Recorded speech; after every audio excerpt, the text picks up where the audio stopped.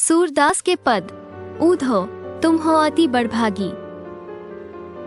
ऊधो तुम हो अति बड़भागी, अपरस रहत सने तगाते नाहिन मन अनुरागी। व्याख्या। गोपियां कृष्ण के मित्र उद्धव पर व्यंग्य करती हुई कहती है, हे उद्धव, तुम बड़े भाग्यशाली हो, तुम कृष्ण के निकट रहकर भी उनके प्रेम रस में नहीं डूबे। व्यंग्य। तुम कृष्ण प्रेम से सर्वथा अछूते रहे, अलिप्त रहे। पुरिनी पात रहत जल भीतर, तारस देह न दागी। ज्यों जल माह तेल की गागरी, बूंद न ताको लागी। तुम कभी कृष्ण प्रेम के धागे से बंधे ही नहीं, तुम्हारे मन में कृष्ण के प्रति कभी अनुराग उत्पन्न ही नहीं हुआ। वे उद्धव की तुलना कमल के पत्ते से करती हैं, जो जल के भीतर रहकर भी जल से अछूता रहता है। इसी प्रकार तुम कृष्ण के साथ रहकर भी उनके प्रेम से अलग रहते हो। तुम्हारे शरीर पर कृष्ण प्रेम का कोई दाग तक नहीं है। गोपियां उद्धव पर व्यंग्य करते हुए एक अन्य उदाहरण देती हैं कि तुम तेल की गागर की तरह हो, जिस पर पानी की बूंद भी नहीं टिकती। तुम पर भी कृष्ण प्रेम की कोई बूंद नहीं है।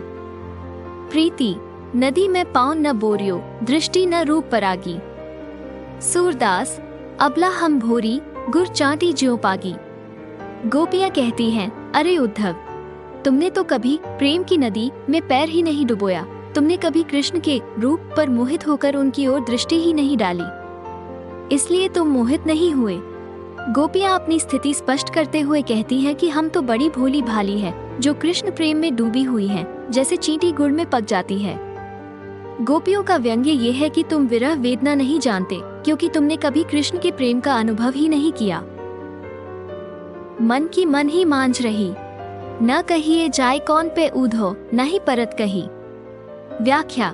गोपियां स्वीकार करती हैं कि उनके हृदय में कृष्ण के प्रति अगाध प्रेम है, जो कि उनके मन में ही दबकर रह गया। वे कृष्ण के समक्ष अपने प्रेम को खुलकर व्यक्त नहीं कर पाईं। हमसे वो प्रेम की बात कही ही नहीं गई, पता नहीं कोई इसे कैसे कह पाता है। अवधि आधार आस आवन की, तन मन बिथा सही। अब इन जोग संदेशनी सुनी, सुनी बिरहिनी बिरह दही। कृष्ण के जाने के बाद हम उनके आगमन की अवधि को गिन गिन कर अपने तन मन की व्यथा को सहती रही हैं। हम तो प्रतीक्षारत थीं, लेकिन जब उद्धव कृष्ण का संदेश लेकर आते हैं तो गोपियों को निराशा होती है। कृष्ण ने उन्हें योग का उपदेश भेजा है, प्रेम का नहीं। वे कहती हैं, तुमने अर्थात उद्धव ने हमें आकर योग का संदेश सुना दिया। इसे सुन सुनकर हम गोपियां विरह की आग में जली जा रही हैं। गोपियां कहती हैं कि हम तो पहले से ही वियोगिनी थी, तुम्हारे योग के उपदेश ने हमें विरहाग्नि में जलाकर दग्ध कर दिया। चाहती होती गुहारी जिथी ते, उत्ते धार बही। सूरदास अब धीर धर ही क्यों, मर्यादा न लही। जिस ओर हम पुकार करना चाहती थी, उसी ओर से यह योग की धारा बहने लगी। हम तो तुमसे अपनी व्यथा की गुहार लगाना चाहती थी और तुमने प्रेम धारा के स्थान पर योग संदेश की धारा बहा दी। बताओ, अब हम कैसे धैर्य धारण करें? अब हमारी कोई मर्यादा शेष नहीं रह गई है। गोपियों का कहना है कि वे अब धैर्य नहीं रख सकती। कृष्ण का योग संदेश उनकी मर्यादा को भी लंघ चुका है। वे कहती हैं, बताओ, अब हम कैसे धैर्य धारण करें? अब हमारी कोई मर्यादा शेष नहीं रह गई है। हमारे हरि हारिल की लकड़ी, मन क्रम बचन नंद, नंदन उर ये दृढ़ करी पकड़ी। व्याख्या। गोपियां उद्धव से कहती हैं कि हमारे प्रिय कृष्ण तो हमारे लिए हारिल पक्षी की लकड़ी के समान हैं। जिस प्रकार हारिल पक्षी लकड़ी के आश्रय को नहीं छोड़ता, उसी प्रकार हम कृष्ण का आश्रय नहीं छोड़ सकती। हमने अपने प्रिय कृष्ण को मन वचन कर्म अर्थात पूरी तरह से, पक्की तरह से पकड़ रखा है। जागत सोवत स्वप्न दिवस, निसी कान कांध जकरी। सुनत जोग लागत है ऐसो, ज्यों करुई ककरी। हमने तो सोते जागते, दिन में रात में कृष्ण कृष्ण की रट लगाए रहती हैं, अर्थात हम तो पूरी तरह से कृष्णमय हो गई हैं। उद्धव ने गोपियों को जो योग का उपदेश दिया था, उसके बारे में उनका ये कहना है कि यह योग सुनते ही कड़वी ककड़ी के समान प्रतीत होता है, इसे निगलना असंभव है। सूतो व्याधि हम कौन ले आए, देखी सुनी न करी। ये तो सूर तिन्ही ले सौंपो, जिनके मन चक्री। हे उद्धव, तुम तो हमारे लिए ऐसी बीमारी ले आए हो जो हमने न तो कहीं देखी और न कहीं सुनी। इस योग की आवश्यकता तो उनको है जिनका मन चंचल है, जो इधर उधर भटकते रहते हैं। अतः इसे उन्हीं को सौंप दो। हम तो पहले से ही कृष्ण के प्रति एकनिष्ठ प्रेम बनाए हुए हैं। हमारा मन भ्रमित नहीं है। हरि है राजनीति पढ़ी आए, समुझी बात कहत मधुकर के, समाचार सब पाए। व्याख्या।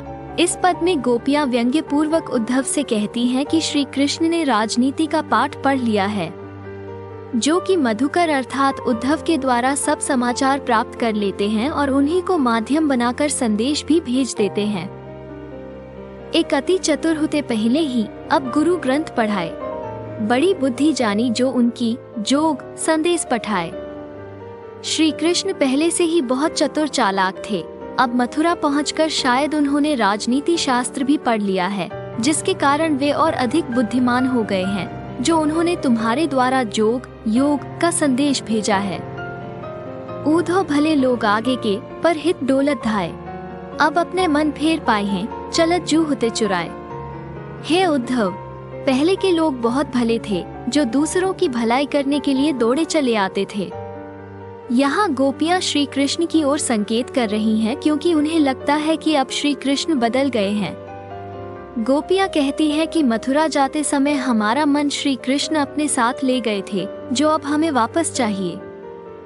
ते क्यों अनीति करें आपुन, जे और अनीति छुड़ाए। राज धर्म तो यह है सूर, जो प्रजा न जाहि सताए।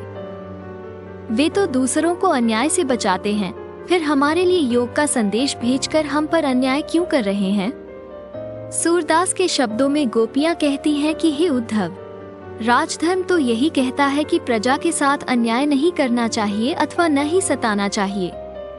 इसलिए श्री कृष्ण को योग का संदेश वापस लेकर स्वयं दर्शन के लिए आना चाहिए। अगर आपको ये वीडियो पसंद आया तो एक लाइक जरूर करें और इसे अपने दोस्तों के साथ शेयर करें। कमेंट में बताएं कि आपको ये वीडियो कैसा लगा और इस चैनल को सब्सक्राइब करना ना भूलें।